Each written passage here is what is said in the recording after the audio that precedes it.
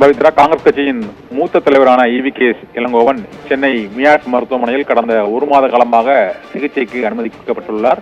மூச்சு திணறல் காரணமாக அவருக்கு தீவிர சிகிச்சை பிரிவில் தொடர்ந்து சிகிச்சை அளிக்கப்பட்டு வருகிறது.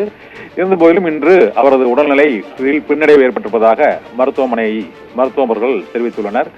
இதனால் அவருக்கு தீவிர சிகிச்சை அளிக்கப்பட்டு வந்துள்ள சூழ்நிலையில் இன்று அவரது உடல்நிலை கவலைக்கிடமாக இருப்பதாக மருத்துவமனை நிர்வாக தரப்பில் தெரிவிக்கப்பட்டிருக்கிறது. அவருக்கு தொடர்ந்து வெண்டிலேட்டர் உதவியுடன் தீவிர சிகிச்சை அளிக்கப்படுகிறது. தமிழக காங்கிரஸ் கட்சியின் மூத்த தலைவர் மற்றும் மத்திய இணையமைச்சர், சட்டமன்ற உறுப்பினர், நாடாளுமன்ற உறுப்பினராக பல்வேறு பொறுப்புகளை வகித்துள்ள ஈவி.கே. இளங்கோவன் தற்போது ஈரோடு கிழக்கு தொகுதி சட்டமன்ற உறுப்பினராக இருக்கிறார். அவரது மகன் திருமுருகன் ஈவேரா காலமானதை ஒட்டி அந்த தொகுதி இடைத்தேர்தலில் போட்டியிட்டு தற்போது ஈரோடு கிழக்கு தொகுதி சட்டமன்ற உறுப்பினராக இருக்கக்கூடிய காங்கிரஸ் கட்சியின் மூத்த தலைவரான ஈவி.கே.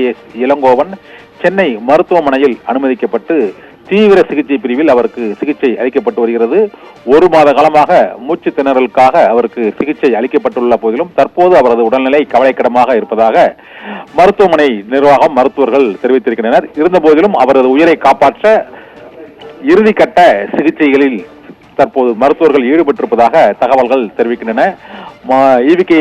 இளங்கோவனுக்கு தீவிர சிகிச்சை அளிக்கப்பட்டு வருவதை ஒட்டி அங்கு காங்கிரஸ் கட்சியின் தலைவர்கள் மற்றும் பல்வேறு கட்சிகளைச் சேர்ந்த முக்கிய பிரமுகர்கள் மருத்துவமனைக்கு சென்று அவரது உடல்நிலை தொடர்பான தகவல்களையும் மற்றும் உறவினர்களுக்கு ஆறுதல்களையும் தெரிவித்து வருகின்றனர். பவித்ரா.